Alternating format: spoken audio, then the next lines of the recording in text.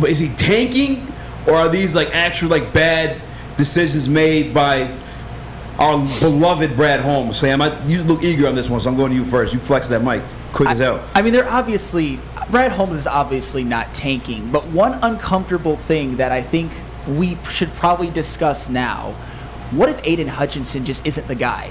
And Brad Holmes drafted him number 2 overall in his second draft with the Lions.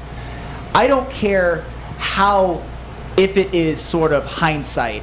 If you draft a player who busts out at the number 2 overall pick, it's on you as the general manager.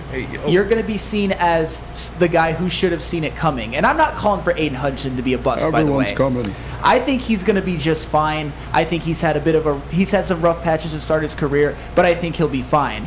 But I can't say that with any degree of certainty. You can look at a guy like Sauce Gardner, who was drafted a couple spots behind him, and you can say, that guy's a dude, I'm planting my flag now, I know it. With Aiden Hutchinson, it's more about, I hope he improves. I hope he can be more consistent. But as of now, he's been largely a disappointment. And whether that's on him or coaching, I think it's a combination, probably more so coaching.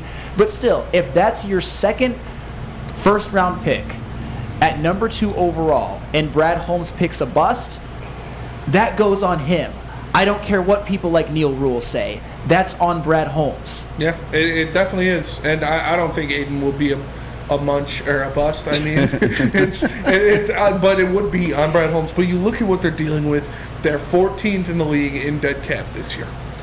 They got $20,284,830 tied up in players that aren't on this roster anymore, and that includes about $6.33 million to Jamie Collins, $12 million to Trey Flowers, $1 million each to Blau and Boyle, $1 million to Tyrell Williams, and about $670,000 to Jelani Tavai, who just led the team in tackles last week for the Patriots. So you look at that, your hands are kind of tied. You can't make big splash free agent signings when you owe that much money already.